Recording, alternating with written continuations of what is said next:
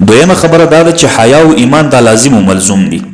عبدالله ابن عمر رضی الله عنهما روایت کوي نبی علیہ السلام فرمایل چې بلا شبه حیا او ایمان دواړه لازم او ملزوم دي، دا دواړه ملګري دي، دا دواړه ساتیان دي چې کله په دې دواړو کې یو لاړی، یو ستا څخه پورته سو، حیا او ایمان په دې کې یو ستا سره نه وه، نبی علیہ السلام فرمایي چې دا بله به هم نه در سره.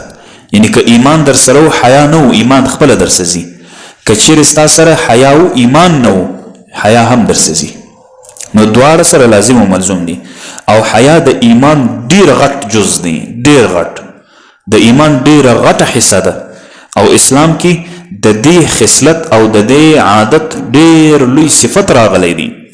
نبی کریم علیه الصلاة والسلام فرمایي، مشکات شریف کې حدیث ذکر ده، نبی علیہ السلام فرمایي ان لكل دین خلقا وخلق الاسلام الحیا.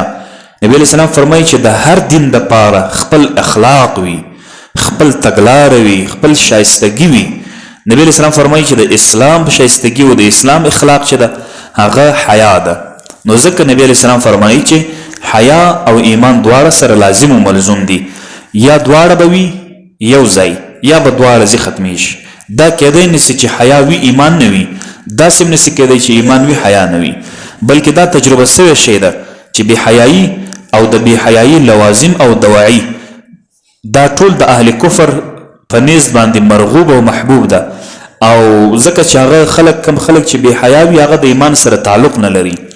او په کومو قومونو کې چې اسلام نه وي، په کومو قومونو کې چې ایمان نه وي، د هغه بې حیایي خپل انتها ته رسېدلې ده.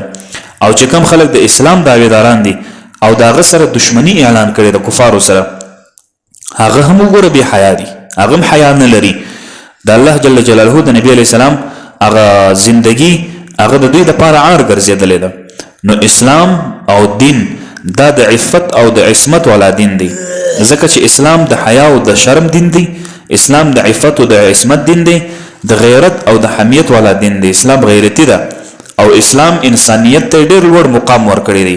انسان او په حیوان کې چې کم امتیازي فرقونه دي هغه د اسلام د ویلو بعد تا ته معلومیږي چې اسلام د انسان او د حیوان په منځ کې فرق کړی دی. دا فرق څه شی دی؟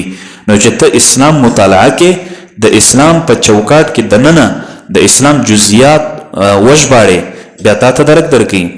او اسلام هیڅکله دا ګواره نه کوي، د اسلام هیڅکله دا خواهشمند نه دی چې انسانانو ته د حیوانیت زندگی راسي، د چارپایانو غوندې زندگی تیره کی، او زنانه او نارینه یو بل ته د مایل کولو فطري جذبه پکې پیدا سي. شریعت اسلامی د هغه د تحصیل لپاره خپل حدود ټاکلې ده، خپل قانون ټاکلې ده. یو توای حقوق نفس، بل توای حظوظ نفس.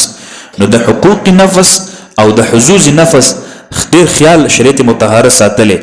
لکه شطور بې مهار انسان نه دی لکړی، ان هغه اوس چې مهار نه لري داسې نه دی لکړی چې چیرې زړه غواړي نظر ولګوي، چې چیرې زړه غواړي د هغه ځای څه لذت حاصل کړي. نو لہذا چې کوم د اسلام زندگی ده د الله جل جلاله ډیره با پرده زندگی او ډیره حیاناکه زندگی هغه ذکر کړي او هغه ساتلې ده. ځکه چې نارینه د نارینه حیثیت کې باید اوسي، زنانه باید د زنانه په حیثیت کې اوسي.